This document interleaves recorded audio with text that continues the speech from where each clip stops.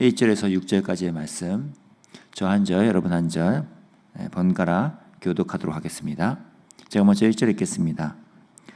내가 오늘 명하는 모든 명령을 너희는 지켜 행하라. 그리하면 너희가 살고 번성하고 여호와께서 너희의 조상들에게 맹세하신 땅에 들어가서 그것을 차지하리라. 네 하나님 여호와께서 이 40년 동안에 내게 광야 길을 걷게 하신 것을 기억하라. 이는 너를 낮추시며 너를 시험하사 내 마음이 어떠한지 그 명령을 지키는지 지키지 않는지 알려 하심이라. 너를 낮추시며 너를 줄이게 하시며 또 너도 알지 못하며 내 조상들도 알지 못하던 만나를 내게 먹이신 것은 사람이 떡으로만 사는 것이 아니요 여호와의 입에서 나오는 모든 말씀으로 사는 줄을 내가 알게 하려 하심이니라.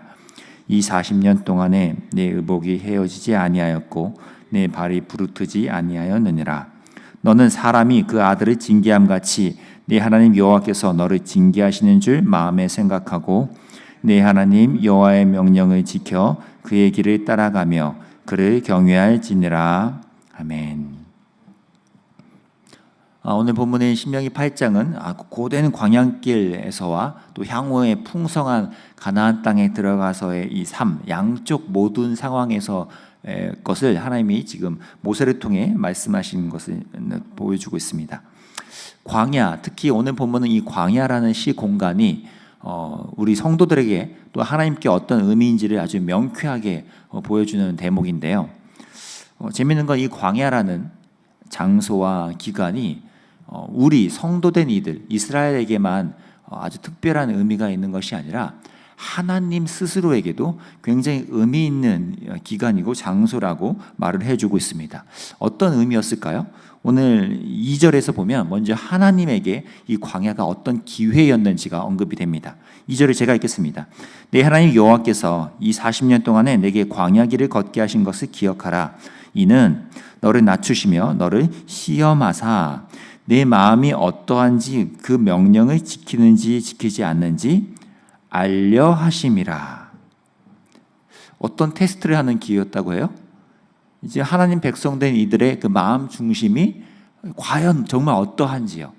하나님 말씀에 따라 사는 삶을 이들이 정말 얼마나 기껍게 따르고자 하는지 그것을 하나님도 학습 무대였다는 거예요. 하나님도 알고 싶었던 거죠. 하나님 백성으로 부름받은 이들이 정말 이 광야길을 통해서 저 가나안 땅에 들어간 후에도 하나님 백성 다음을 이제 마음껏 뿜어내야 되는데 하나님의 다스리심을 그 낯선 세상 속에서 나타내야 하는 그런 사명이 있는 존재인데 이들이 과연 그러한 마음과 기꺼움이 얼마나 되어 있는지를 하나님도 학습하고 싶었던 거죠. 이것이 문해적인 표현일 수 있지만 하나님도 그런 확인 학습이 필요했던 것이고 그 기회가 이 광야에서 그런 기회가 찾아왔던 것입니다. 하나님만 그런 학습 무대가 필요했을까요? 그럼 이스라엘은요? 이스라엘은 어떠했는지 3절이 그 내용을 말해줍니다.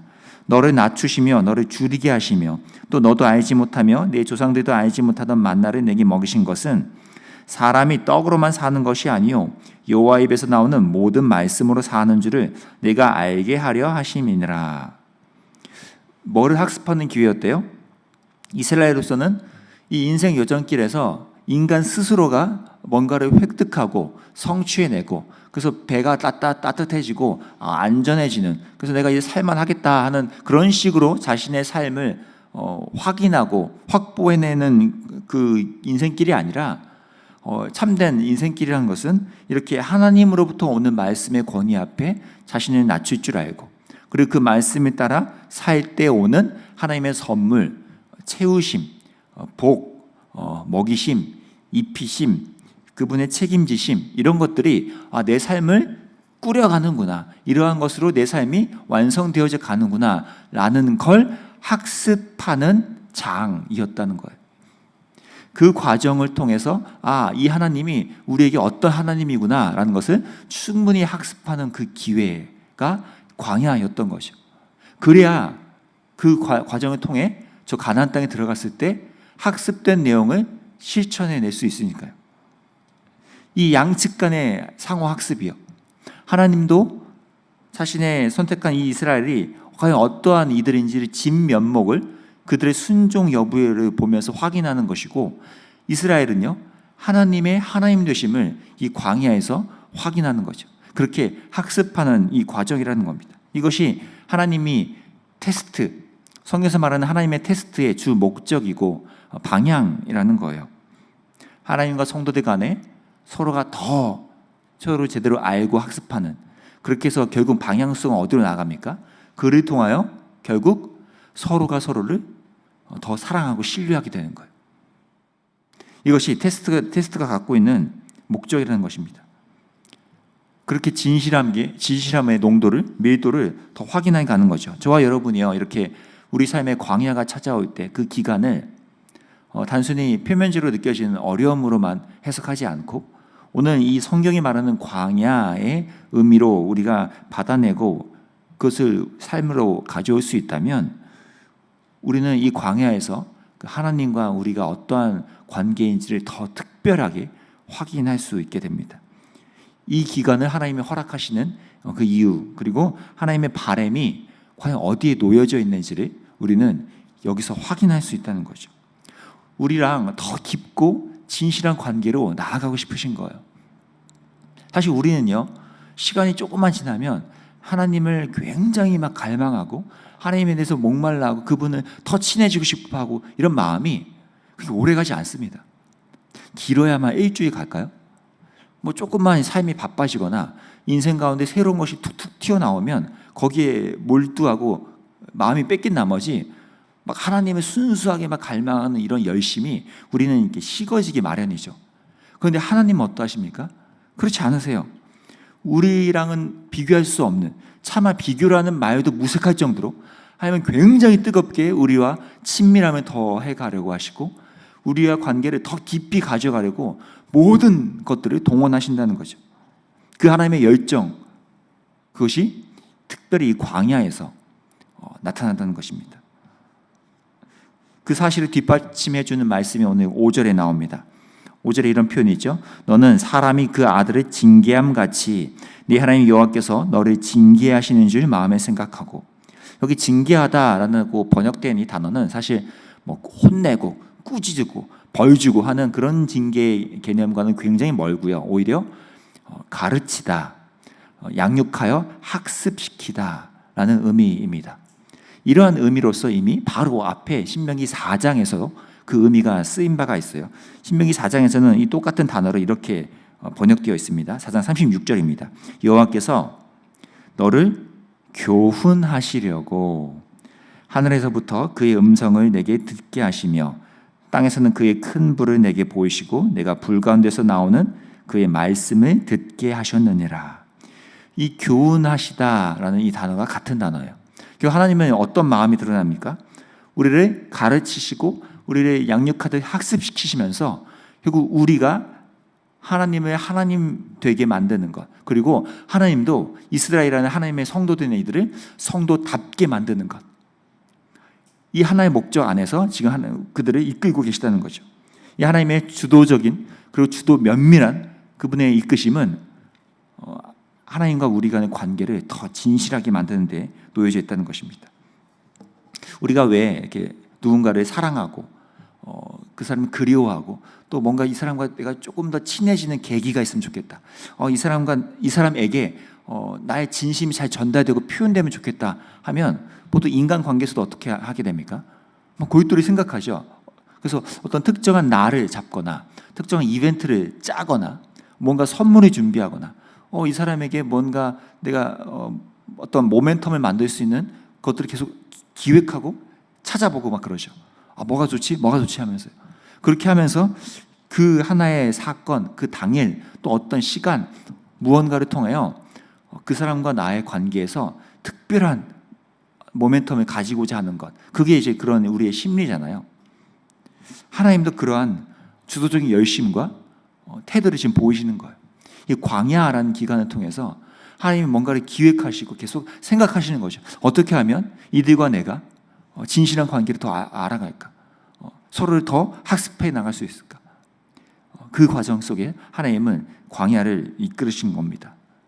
비록 이스라엘이 이 하나님의 마음을 알아채지 못한 채 스스로 그 광야길을 지연시키고 연장시키는 화를 자초하게 만드는 일을 범했지만 하나님은 그럼에도 그 광야길을 낭비하지 않으셨습니다. 그 광야 속에서 어떻게 하면 이들이 나를 하나님됨으로 알게 될 것인가, 그리고 이스라엘은 스스로가 어떠한 존재로 부름받았는지를 스스로 깨닫게 될 것인가, 이것을 하나님은 계속해서 주도 면밀하게 이끌어 오셨다는 것이죠. 저와 여러분이 지나게 되는, 아니 어쩌면 성도들 중에는 현재 진행형으로 그 광야라는 기간을 지나고 계시는 분들도 계실 건데, 이 하나님의 선한 열심과 그분이 이 광야에 놓아두신 그 바람이 어디에 있는지를 한번 곰곰이 묵상하시면서 이 과정을 지나시면 좋겠다는 생각이 듭니다. 하나님이 이 과정과 기간을 통해서 하나님과 나의 관계를 더 깊이, 더 상호 학습하기를 원하신다. 하나님도 나의 것들을 더 알기를 원하시고, 나도 하나님을 더 알기 원하시고, 이런 과정으로 이 광야를 한번 삶으로 대입해 보시면 좋겠다는 생각이 들었습니다. 저도 어젯밤에 문득 찾아온 어떤 한 사건과 소식을 듣고 곰곰이 이 광야에 준하는 그 사건을 접하면서 묵상하다가 문득 전도서 말씀이 떠올랐어요. 전도서 말씀에 그 유명한 말씀이 있죠. 공고한 날에는 생각하고, 되짚어 본다는 뜻이죠. 형통한 날에는 기뻐하라. 성경이요, 형통한 날에도 진지하게 묵상하고 아주 곤고한 날에 억지로 막 즐거워하라고 하지 않죠. 곤고한 날에는 생각하고 형통한 날에는 기뻐하라. 그리고 이 두 가지를 인생 가운데 하나님은 병행하게 하셔서 장래를 능히 알 수 없게 하셨다. 그리고 그런 우리의 한계 속에, 이 해 아래의 인생의 우리에게 영원을 사모하는 마음을 주셨다라고 전도서는 말합니다. 우리 인생 속에 광야라는 것들이 수두룩하게 찾아올 텐데, 그 속에서 공고한 날에는 생각하고 묵상하며 또 형통한 날에는 기뻐하면서 하나님이 우리에게 주신 그 영원이라는 관계 속으로 우리를 초대하신다면 우리는 그 길을 계속해서 같은 목적을 향해 나아가는 저희가 되었으면 합니다. 이 광야를 맞이하실 때, 그리고 통과하실 때 이 하나님의 학습 과정으로서 우리가 그 길을 함께 그분 손 붙잡고 걸어가는 저와 여러분이 될 수 있기를 간절히 기도합니다. 제가 기도하겠습니다. 사랑하는 하나님, 이 광야라는 특정한 시간들을 우리의 삶에 때로 허락하신 때가 있는 줄 압니다. 그것을 우리가 자초하여 연장시키는 때도 있지만 그와 상관없이 하나님은 그 광야라는 특정한 시간을 하나님과 우리의 상호 학습의 과정으로 삼으신다는 것을 오늘 말씀으로 비추어 깨닫습니다.